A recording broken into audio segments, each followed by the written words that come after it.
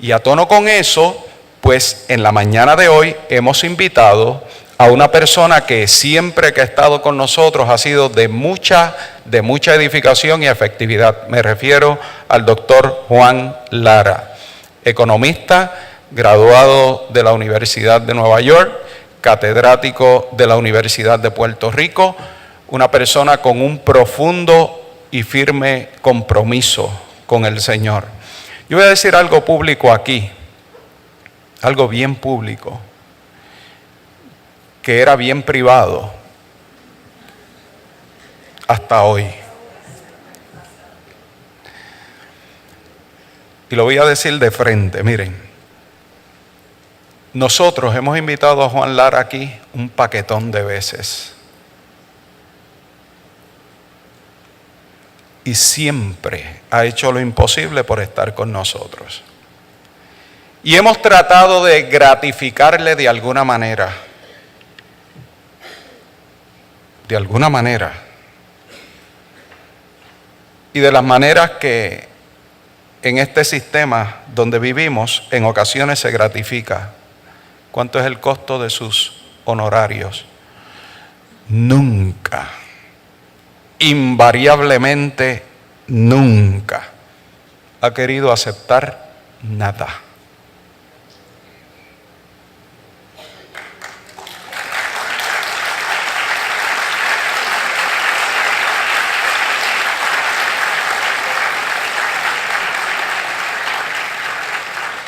La última vez que lo invité, Juan me dijo, mira, yo soy uno de los pocos privilegiados en este país que tiene empleo. Qué mayor razón para agradecer al Señor. Lo que quiero que hagas es que me consigas una Biblia.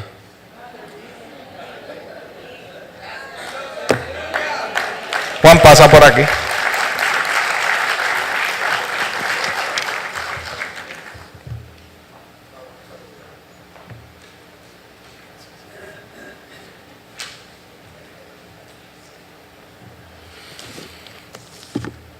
Buenos días, es un placer estar aquí con ustedes para discutir este tema tan delicado que nos tiene a todos tan preocupados.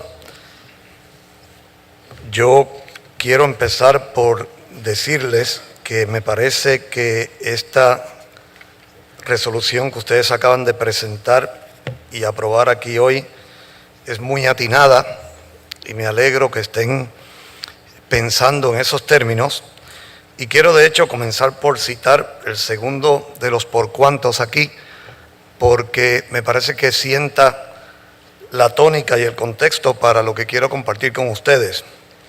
Dice, por cuanto la degradación del crédito de Puerto Rico ha creado una sensación de ansiedad, zozobra, confusión y luchas partidistas en el pueblo. Eso es algo muy cierto. Y es algo que tenemos que tratar de corregir y de evitar. Yo quisiera comenzar por señalarles que cuando esto ocurrió, un colega de la universidad, un profesor de ciencias políticas, que tiene su oficina muy cerca de la mía y compartimos mucho en los pasillos entre clase y clase, me dice, Juan, la gente está asustada y están como locos. Se están como volviendo locos. Dice, ¿qué se puede hacer con esto? ¿Cómo se puede ayudar? Y curiosamente yo recordé un verso de un salmo, que creo que es el Salmo 85, pero no lo puedo asegurar, que cuando lo leí la primera vez me resultó tan enigmático que lo apunté en el teléfono para pensar en él después, a ver si lo lograba entender. Y le digo yo, Javier, hay un salmo que dice, en uno de sus versos, dice, escucharé lo que hablará Jehová Dios, porque hablará paz a su pueblo y a sus santos, para que no se vuelvan a la locura. Digo,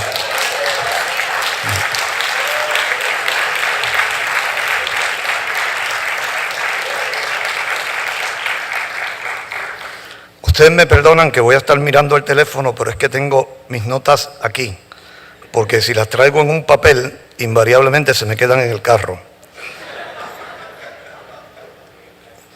Lo primero que yo quisiera decirles es que, como ustedes saben, y esto tiene que ver lamentablemente con este ambiente de ansiedad y zozobra que se ha creado en el país, lamentablemente hay mucha desinformación sobre este tema. La discusión invariablemente se enfoca sobre todo en lo político, en la gente echarse culpas unos a los otros, y se están diciendo cosas que no son correctas, que están mal enfocadas y que contribuyen a crear confusión y zozobra y ansiedad. Y por lo tanto yo creo que conviene empezar por aclarar el contexto de lo que está pasando.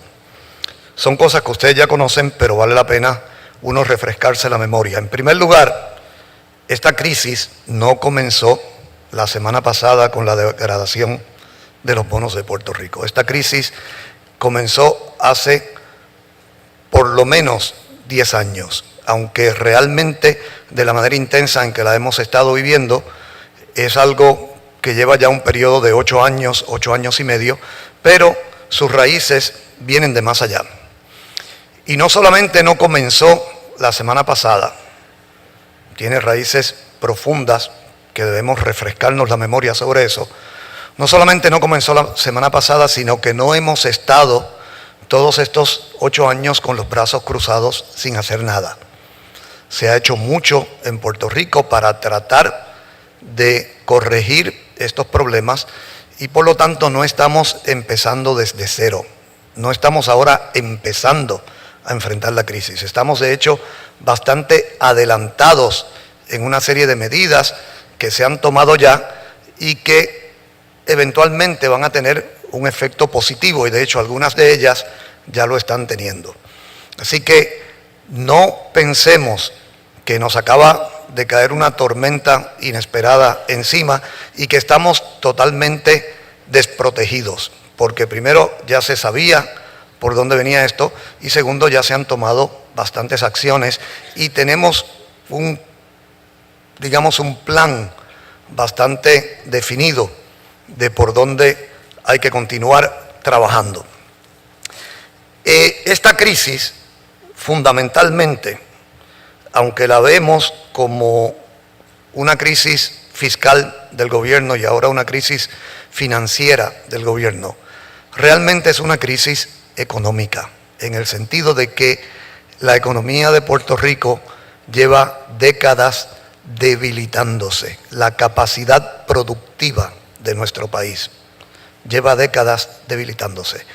Y es inevitable con el paso del tiempo que si la economía está decayendo, los recaudos del gobierno van a irse reduciendo también.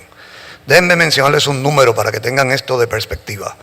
Hoy en día, los ingresos regulares, recurrentes del gobierno de Puerto Rico por los impuestos que el gobierno recauda están entre 8.000 y 9.000 millones de dólares.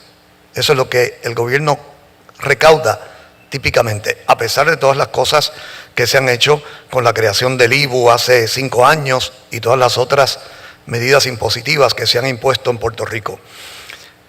Si nos vamos a comienzos del siglo, el año 2000, 2001, 2002, antes de que empezara la recesión, aún con un sistema contributivo deficiente, plagado con problemas de evasión y de todo tipo, aún así, los recaudos regulares estaban en el orden de 10.500, 11.000 millones de dólares. O sea, como consecuencia de esa erosión de la capacidad productiva, el gobierno de Puerto Rico hoy recibe unos 3.000 millones de dólares menos al año de lo que normalmente recibía con un sistema contributivo que no funciona bien. ¿Qué quiere decir? Que eso es lo que realmente en última instancia nos ha puesto en esta situación. Si ahora mismo nuestro gobierno estuviera recaudando 11.000 millones de dólares, no nos hubieran degradado la deuda y no estuviéramos en una situación tan apretada como la actual. Así que no podemos olvidar que aquí la tarea más importante que tenemos y la más difícil no es volver obtener una buena nota en el crédito de Puerto Rico, aunque eso es esencial.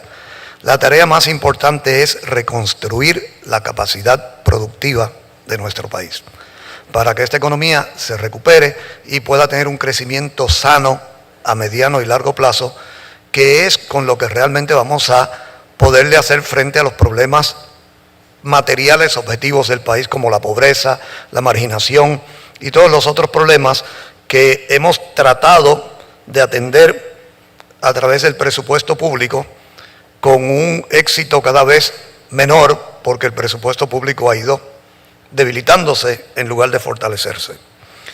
Además, no olvidemos que esta crisis se ha afectado por unas circunstancias muy serias y muy particulares, que no tienen que ver directamente con el problema del déficit gubernamental y con el problema de la deuda pública.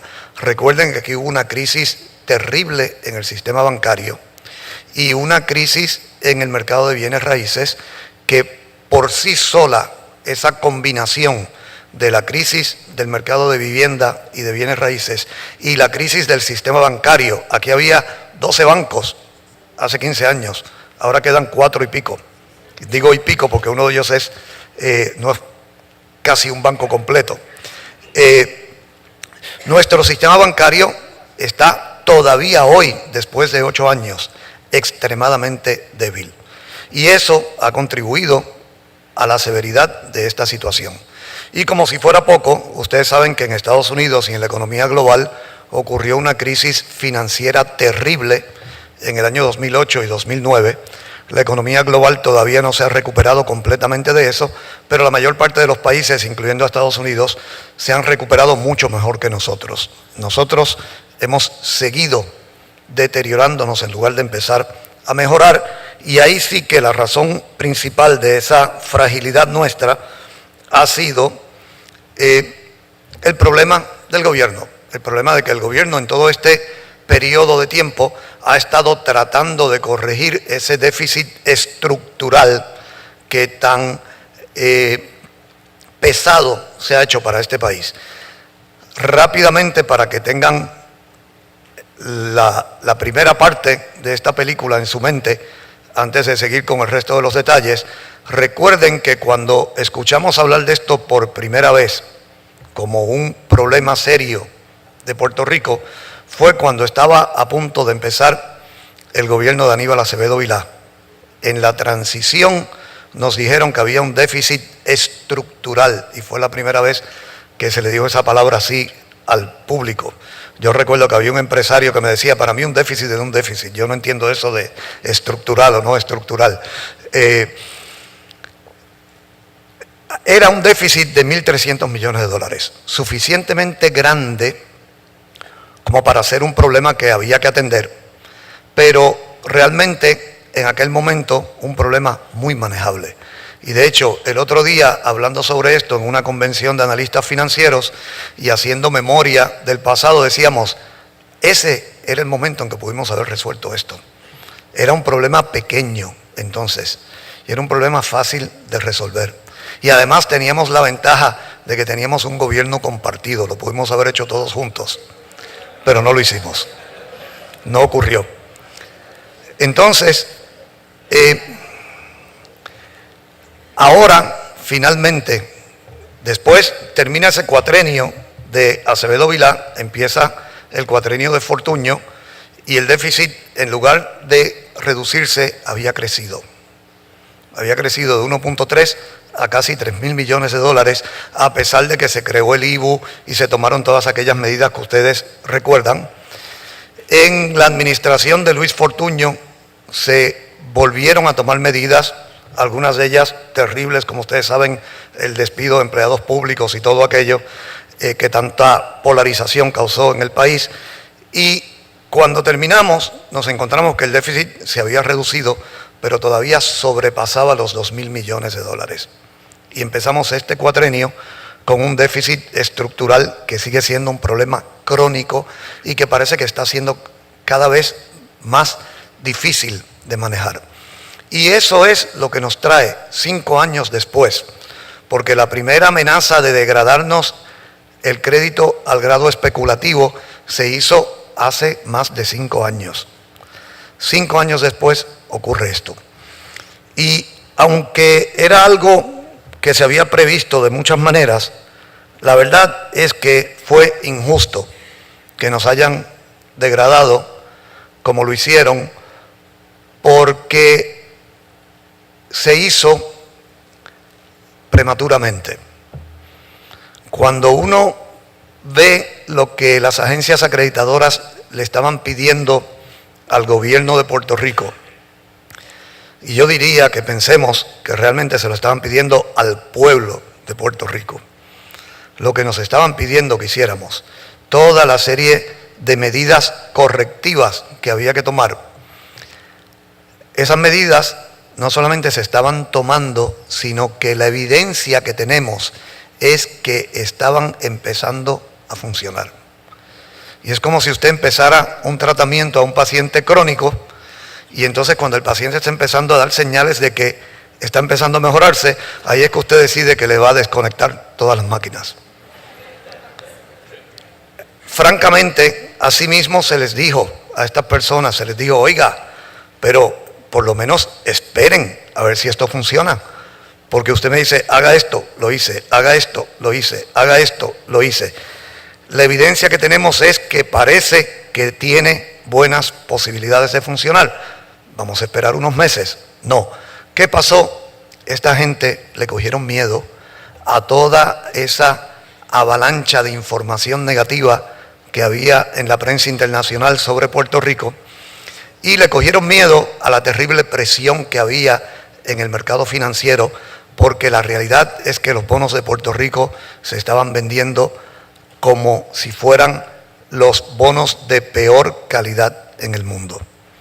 Se estaban vendiendo a unos precios realmente de basura, que no lo son. Fíjense que si usted se pregunta cuándo Puerto Rico ha fallado en un pago a los bonistas, la contestación es nunca. Nunca. Entonces, uno debería pensar por qué los bonos de Puerto Rico se van a vender peor que otros bonos por ahí que son de inferior calidad. Pues sencillamente porque lamentablemente los mercados financieros operan muchas veces con lo que John Maynard Keynes, un economista británico muy famoso, llamaba el instinto de la manada. En la manada, cuando un animal se espanta y arranca a correr, los otros no se paran a preguntar, ¿habrá un león por ahí? No, ¡pum! Todo el mundo sale corriendo. Y esa es básicamente,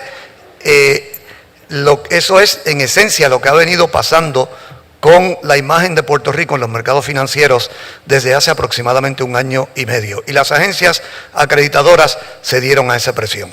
Francamente, yo creo que fueron injustos, debieron haber esperado un tiempo más. Y oiga, si dentro de 6 meses usted me dice, mire, yo sé que ustedes tomaron las medidas, pero la evidencia es que no funcionaron, pues ahí no hay remedio. Pero hasta ahora no había ninguna evidencia de que esto estuviera caminando por un rumbo distinto al que se había planificado. Pero bueno, ya ocurrió. Y entonces nos encontramos ahora en una situación en que todos nos preguntamos, ¿qué va a ocurrir ahora? ¿Qué va a ocurrir? No hay un solo escenario posible, hay varios. Hay un escenario que yo le llamo el escenario óptimo, que es lo mejor que podría ocurrir en las circunstancias actuales, y obviamente de ese es que quiero hablar principalmente.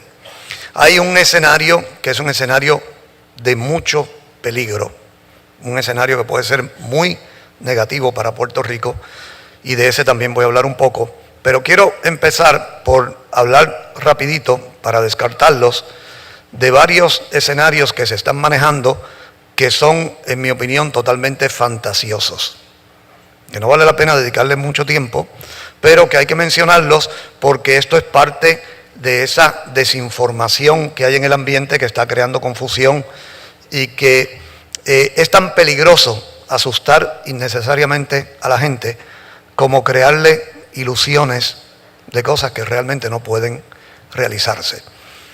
Y hay algunos escenarios que son de fantasía y de ilusión. Por ejemplo, Alguna gente está diciendo que la Reserva Federal de Estados Unidos puede comprar la deuda de Puerto Rico y básicamente evaporarla.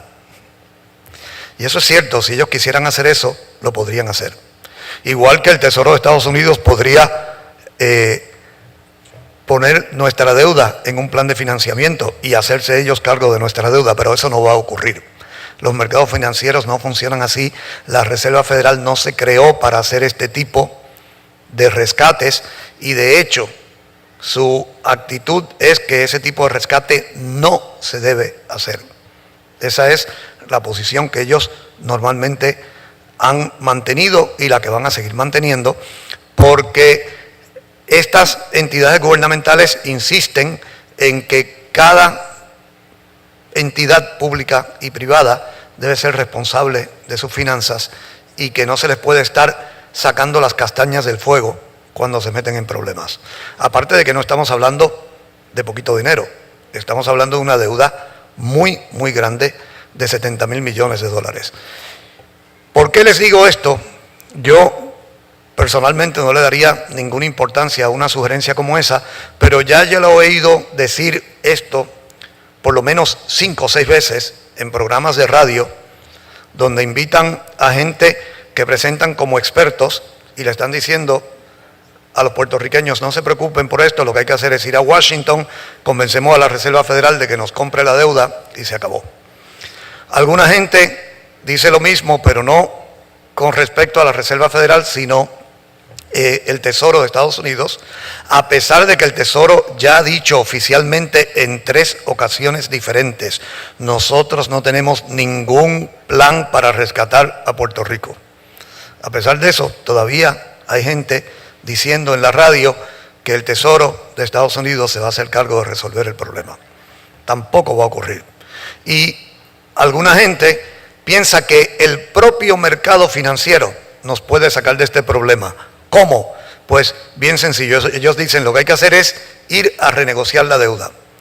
Y parece que lo que ellos entienden que es una renegociación de deuda es que usted va allí y dice, mire, ¿sabe qué? No puedo pagar. Y le dicen, ok, pues vuelve cuando puedas. No, eso no es así.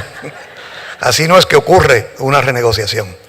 Piensan que si Puerto Rico sencillamente dice, no puedo pagar, necesito renegociar, pues nos van a poner una alfombra roja y nos van a decir, bueno, paga cuando tú puedas, vamos a hacer... No, nos van a poner condiciones. Y las condiciones que nos van a poner son condiciones duras. No va a ser facilitarnos la vida al extremo de que se resolvió el problema. No, en cierto modo es empezar a manejar el problema de una manera más urgente y más dura. Así que ni la Reserva Federal ni el Tesoro de Estados Unidos nos van a pagar la deuda, ni el mercado financiero nos la va a perdonar. Así que eso no es lo que está en el panorama. ¿Cuáles son los escenarios que pueden ocurrir? Pues el escenario óptimo es lo que en la jerga de la política económica llamamos un blindaje del presupuesto del gobierno. Hay que blindar el presupuesto del gobierno de Puerto Rico para que el gobierno de Puerto Rico pueda tener liquidez suficiente durante el próximo año y medio, los próximos 2 años, para poder cumplir con todas sus obligaciones. O sea, básicamente lo que estamos diciendo es, tenemos que tener la alcancía llena para que nos dure 2 años. Año y medio, 2 años. Eso es el blindaje fiscal. Y eso obviamente quiere decir ahorros, eso quiere decir limitar gastos y eso quiere decir maximizar los ingresos. Por eso es que ustedes oyen tanto hablar a la secretaria de Hacienda y al presidente del Banco de Fomento, cada vez que hablan de este tema, siempre usan la palabra liquidez, liquidez, liquidez, liquidez. Necesitamos tener la alcancía lo más llena posible para poder aguantar en lo que pasa la peor parte de esta tormenta y no quedarnos sin dinero a mitad de camino. Yo recuerdo una imagen que yo escuchaba cuando niño, mi mamá decía cuando la gente estaba muy mal económicamente, cosas que uno de niño oía, obviamente no se las decían a uno, pero uno las registraba, ¿verdad? La gente mayor hablando. Cuando alguien estaba muy mal, mi mamá decía, están barriendo debajo de los sofás y de las camas a ver si encuentran pesetas sueltas. Eso es lo que está haciendo el Banco de Fomento ahora mismo. Está metiéndose en todas las agencias del gobierno, donde quiera que hay dinero, a traérselo para meterlo en esa alcancía. Aparte de ahorrar y de aumentar los ingresos donde se pueda, hay otras dos cosas bien críticas que hay que hacer para lograr ese blindaje fiscal.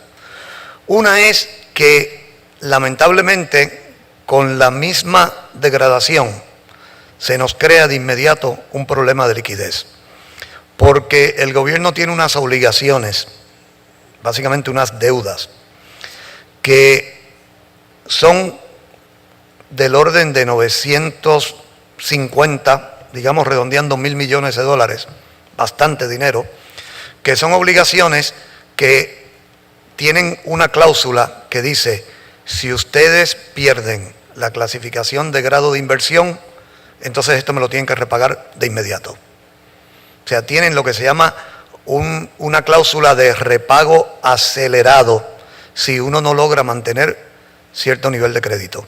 Y como no lo logramos mantener, porque ya nos degradaron, estos 950 millones de dólares vencen ya. O sea, se supone que el gobierno de Puerto Rico saque ese dinero para repagar. Una cosa que se está haciendo y que aparentemente está saliendo bien hasta ahora, es que se está hablando con esa gente y esta gente parece que están dispuestos a decir, no me lo vas a tener que pagar de inmediato, te voy a cobrar un precio por eso, una sobretasa, pero podemos arreglar para que el pago acelerado no sea tan acelerado. Así que eso nos ayuda a mantener la alcancía que necesitamos mantener.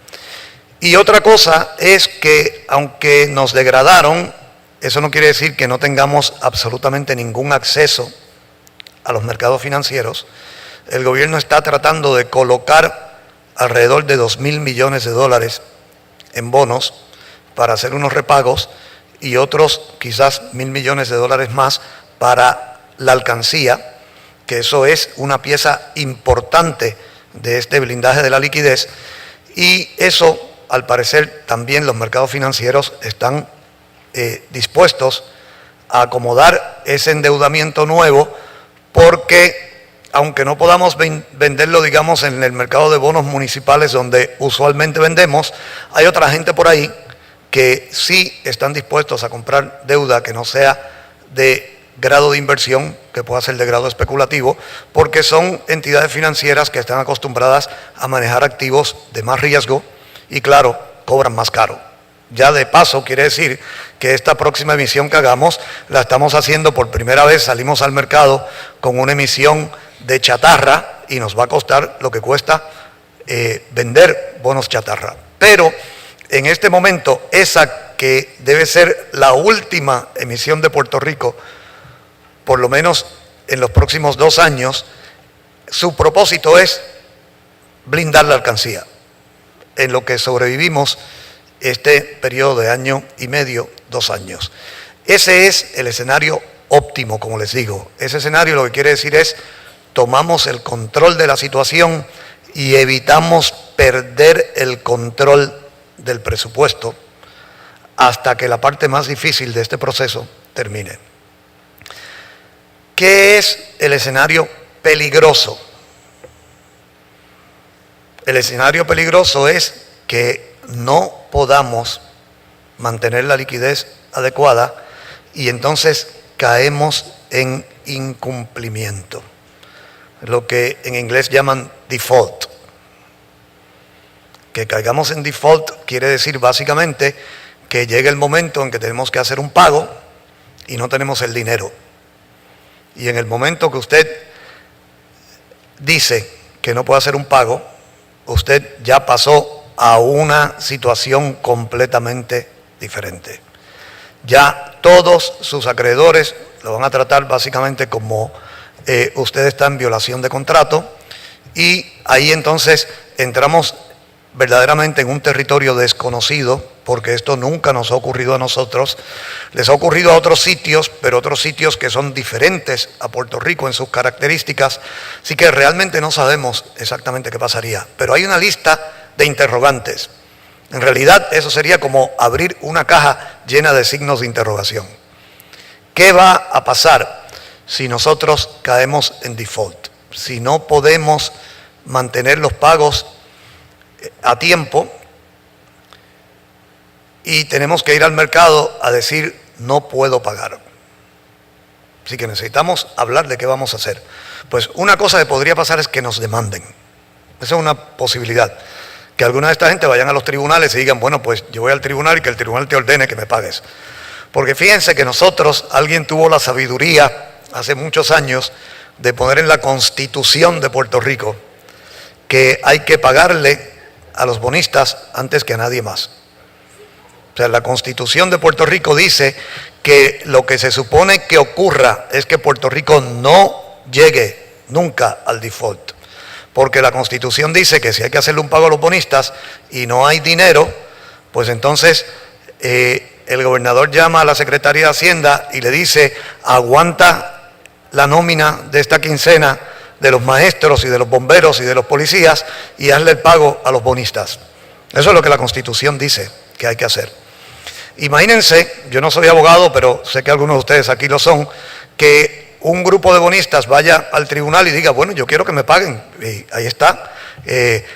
Lo único que tengo que citar es la Constitución de Puerto Rico. Ahí la tienen, que está bien clara en lo que dice que hay que hacer.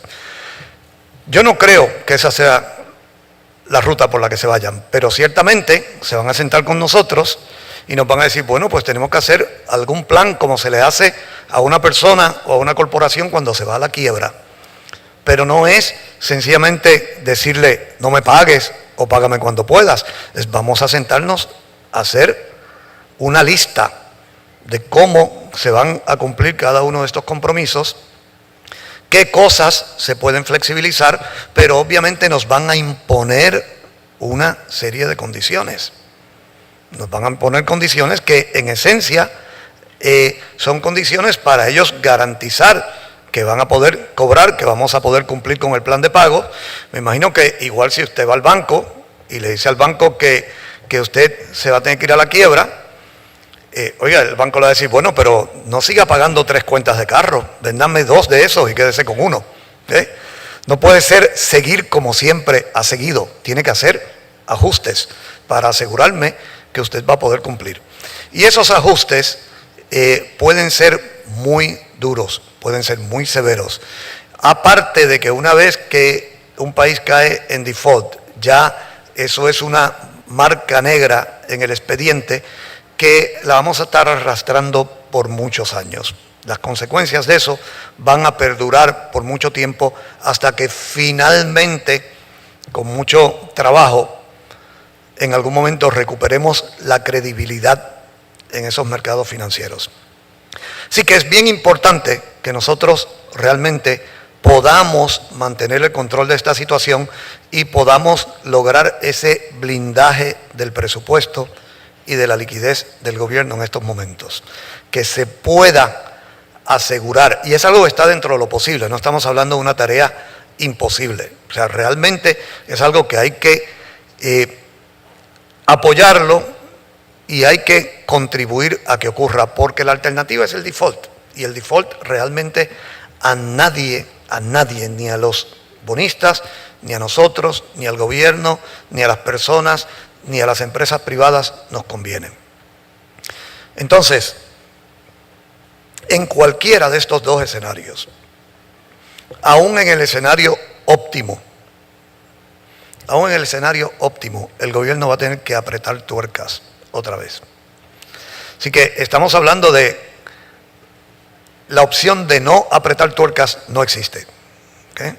Hay que apretar tuercas y la cuestión es si demasiado de mucho o algo más manejable. Eso es realmente la diferencia de estos dos escenarios. En un escenario de default hay que apretar tuercas a todo dar. O sea, eso es un escenario donde todo estaría sobre la mesa, habría que hablar de aumentar impuestos, habría que hablar de recortarle jornadas a empleados públicos, todas esas cosas que el gobierno ha dicho no vamos a hacer, y es verdad que si logramos controlar la situación no hay que hacerlas, pero si la situación se nos sale de control, entonces entramos en un escenario donde posiblemente estaríamos hablando de aumentos importantes en impuestos y recortes sustanciales en gastos.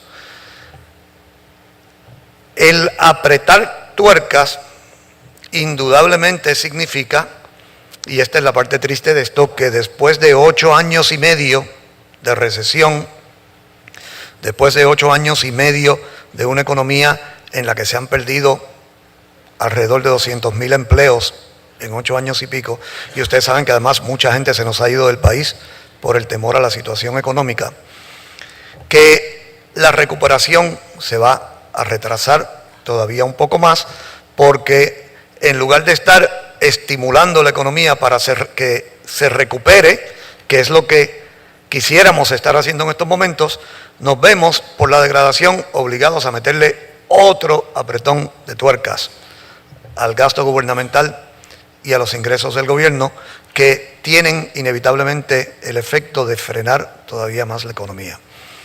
Pero en lo que hay que concentrarse ahora es en evitar un escenario de default, en evitar un escenario de incumplimiento, porque ahí sí que entonces estamos hablando de bregar con una situación mucho más peliaguda.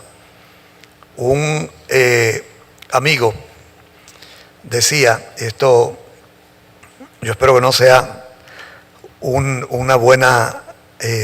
buen retrato de lo que realmente ocurriría, pero decía, mira, yo creo que renegociar la deuda, que alguna gente habla por ahí como si fuera algo fácil, realmente va a ser como jugar voleibol con un erizo.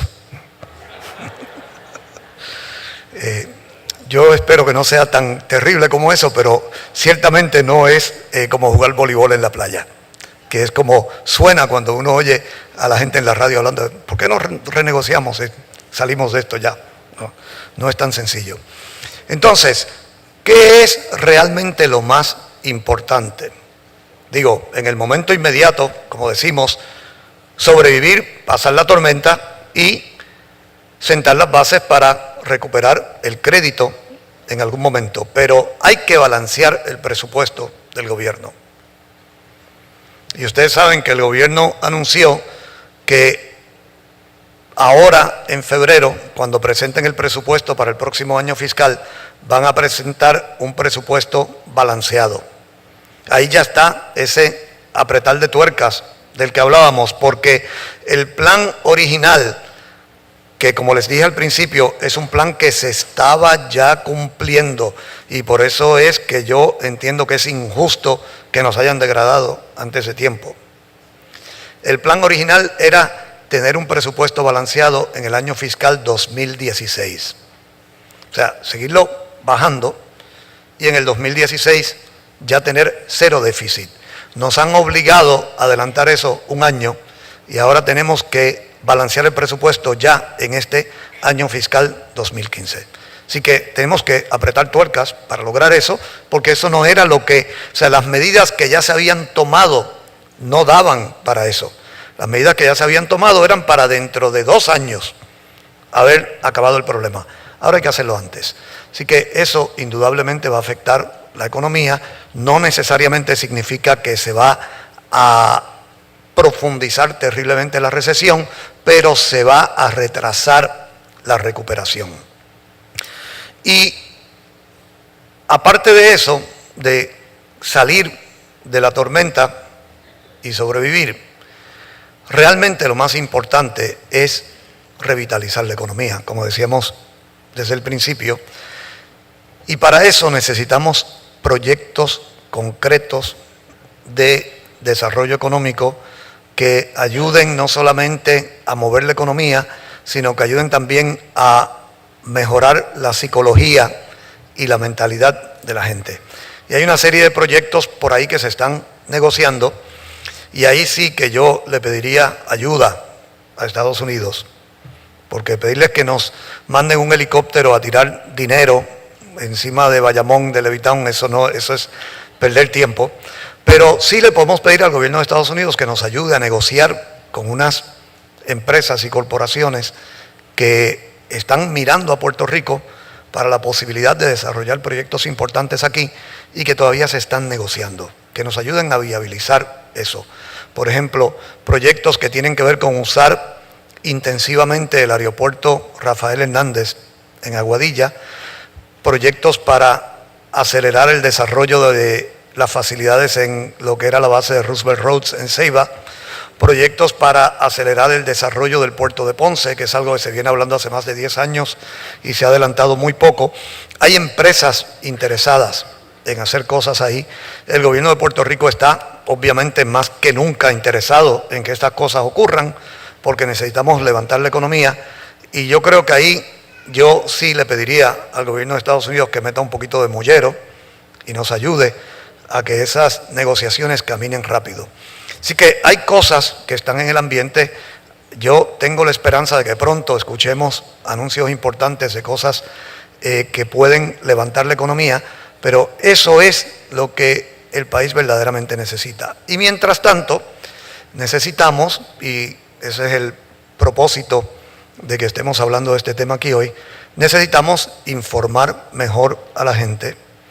Necesitamos que la gente esté consciente de lo que realmente está pasando, de lo que pueden esperar, que no estén esperando ni una catástrofe espantosa, ni tampoco un salvamento milagroso de una acción totalmente inesperada de la Reserva Federal o del Tesoro de Estados Unidos, que estén claros en que estamos en una situación delicada, pero es una situación que la podemos controlar. Y tenemos que concentrarnos en eso, en controlarla. Siempre cuando los economistas hacemos presentaciones a grupos de gente de negocios sobre escenarios para la economía, siempre al final nos preguntan, bueno, ¿cuál de estos escenarios es el que usted cree que va a ocurrir? Porque uno dice, puede ser este escenario, puede ser este otro. En esta ocasión, yo la contestación que estoy dando no es una contestación técnica de economista, sino una contestación de un puertorriqueño más. Nosotros somos aquí actores, no espectadores. El escenario que sea va a ser el que nosotros hagamos. Gracias.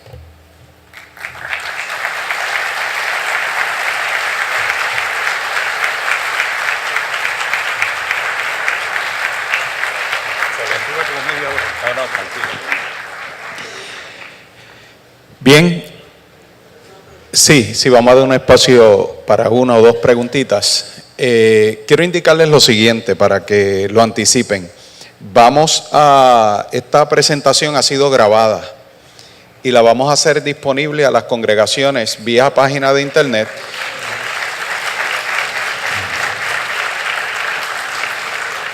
De manera tal que la puedan presentar en las iglesias y discutirlas. Porque evidentemente Juan no puede ir a las 105 congregaciones. Y tenemos esa responsabilidad. Amén de otros recursos que también tenemos y que pueden contribuir para que podamos ir dialogando sobre esto.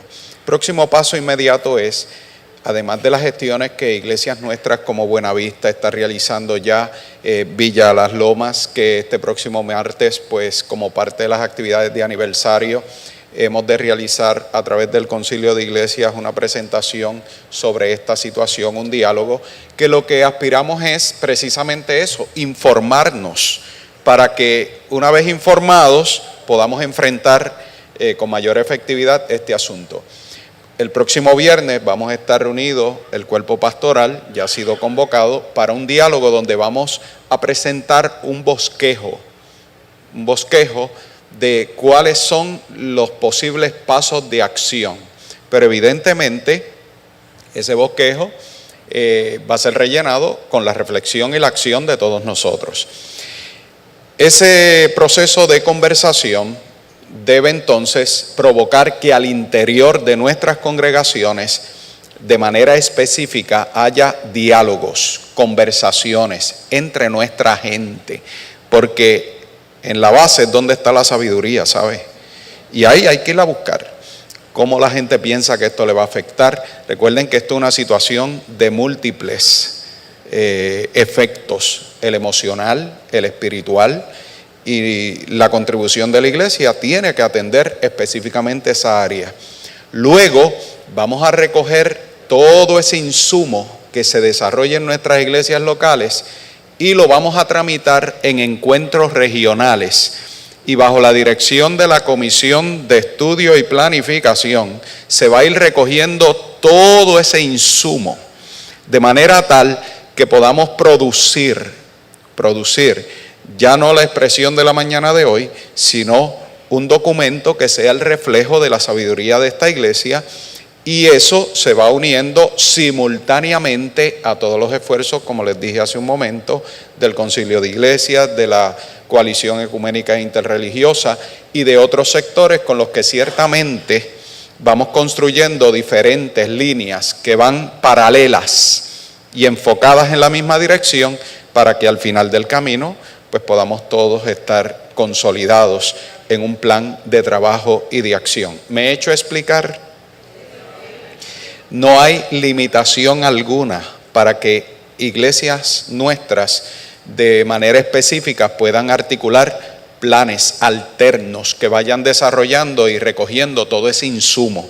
Ahora, sí les voy a agradecer profundamente que todo lo que ocurra en algún nivel de la iglesia local, en alguna reunión comunitaria, por favor, lo hagan llegar para que pueda ser una consolidación de voluntades. Recordemos que esta situación tiene su complejidad. Yo quisiera decirle, ¿verdad, Juan?, que la Iglesia Discípulos de Cristo y la iglesia en su expresión total, católica, metodista, luterana, bautista, va a resolver el problema a Puerto Rico, pero no creo que esa es ni nuestra función ni nuestra responsabilidad directa. Ahora, sí, tenemos una contribución enorme que hacer, porque les dije el jueves, se lo repito hoy y lo reiteraré mañana. El problema de Puerto Rico, el verdadero problema de Puerto Rico no es económico. Así que no compremos ese concepto. El verdadero problema de Puerto Rico es mucho más profundo que eso. Y ese es el trabajo de esta iglesia y ese es el trabajo de la iglesia del Señor. Víctor.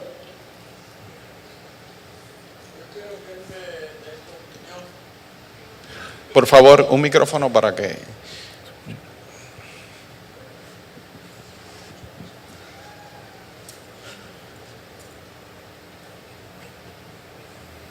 Víctor es un pastor jubilado nuestro. Hay cosas que nos ofenden y la palabra chatarra nos ofende. Yo quiero que usted me diga de dónde sale ese concepto. En realidad, sí, es un buen punto, porque en realidad el término técnico es grado de inversión o grado especulativo. Y hace quizás ya unos 30 años, hace ya tiempo de esto, empezaron a venderse unos bonos que estaban atados. Yo no sé si ustedes recuerdan que hubo una racha de fusiones y consolidaciones de empresas en Estados Unidos, que gente compraban empresas, las cerraban, vendían los activos de esas empresas, las consolidaban con otras, y mucho de eso se financió emitiendo bonos que eran bonos de alto riesgo. Y entonces la gente de los mercados financieros dijeron, esos bonos son prácticamente basura, y le pusieron el nombre junk. O sea, comparado con un bono de verdad, eso es junk, eso es chatarra, basura. Y se ha traducido así, pero el término técnico es que hay inversiones que se consideran de investment grade, o sea, que tienen un riesgo, todas las inversiones tienen riesgo, pero tienen un riesgo tan controlado que se consideran bien seguras, y hay otras que se consideran especulativas. Especulativo básicamente quiere decir que uno está apostando, uno está haciendo una apuesta que puede que le salga bien y puede que le salga mal. Y se supone, por ejemplo, que si usted está manejando el plan de pensiones de los maestros de Nebraska, se supone que usted no esté apostando con el dinero de esa gente, ni jugando a la ruleta con eso. Se supone que lo invierta en instrumentos de bien alta calidad, y esos son los llamados investment grade. Pues ahora mismo una consecuencia de que nos hayan degradado es que el plan de retiro de los maestros de Nebraska no puede comprar bonos de Puerto Rico, pues no tienen la calidad que se requiere para que ellos puedan invertir en eso. Sus reglamentos no se lo permiten. Y eso es parte de este escenario como se complica. Pero realmente la palabra junk, es que chatarra en español suena más insultante que junk en inglés. Porque fíjense que todos comemos junk food y no nos ofendemos por eso. Pero reiteradamente no somos chatarra, eso se ha dicho aquí desde el principio. ¿Alguien más? Una sola oportunidad más porque el tiempo está corriendo. Sí, Quintín.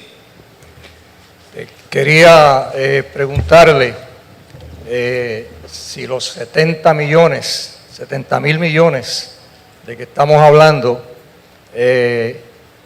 son todos garantizados por la Constitución o si hay instrumentales públicas cuyos bonos no son en sí garantizados. Quería que me aclarara ese punto. Y segundo, de los que son garantizados, ¿cuántos, si tiene el dato, se vencen en los próximos 12 o 24 meses? Bueno, sí, esa es una muy buena pregunta, me alegro que la haya hecho para aclarar ese punto. Estos 70 mil millones de dólares en deuda, parte son del gobierno central de Puerto Rico, o sea, del Estado Libre Asociado, parte son de los municipios y parte son de las corporaciones públicas. Los que están garantizados por la Constitución son los del Estado Libre Asociado. Y eso, en inglés, en los contratos dicen que están respaldados por the full faith and credit del gobierno de Puerto Rico. Pero, por ejemplo, los bonos de la Autoridad de Energía Eléctrica los respaldan los ingresos de la Autoridad de Energía Eléctrica. Los bonos de la Universidad de Puerto Rico tienen otro respaldo que no es el de la Constitución. Así que no es la totalidad de esa deuda. La deuda del gobierno central es, a grosso modo, la mitad de ese total. Y vencimientos todos los años hay del orden de mil y pico de millones de dólares. Así que no, por eso es que decimos que es manejable si se conserva la liquidez, pero tampoco estamos hablando de una cantidad trivial que uno pueda decir, bueno, no hay que hacer ningún ajuste en el presupuesto, porque si usted tuviera que hacer un pago de $1.000 millones y sacarlo de otras fuentes de gastos, estamos hablando de mucho dinero. Fíjense, para que tengan una idea del orden de magnitud, la tarjetita de salud cuesta alrededor de $2.000 millones. Así que imagínense que usted dijera, ok, yo tengo que pagar $1.000 millones, no los tengo, se lo voy a sacar a la tarjeta de salud. Imposible, sería literalmente destruir ese programa. No lo podría sostener. ¿Tenemos más o menos el cuadro un poquito más claro? Juan, tú empezaste con este verso y yo quiero terminar con él. Tú lo citaste en la versión Dios habla hoy y yo lo cito en la versión Reina de Valera del 60. Escucharé lo que hablará Jehová Dios, porque hablará paz a su pueblo y a sus santos, para que no se vuelvan a la locura. Y ciertamente es el Salmo 85, verso 8. Así que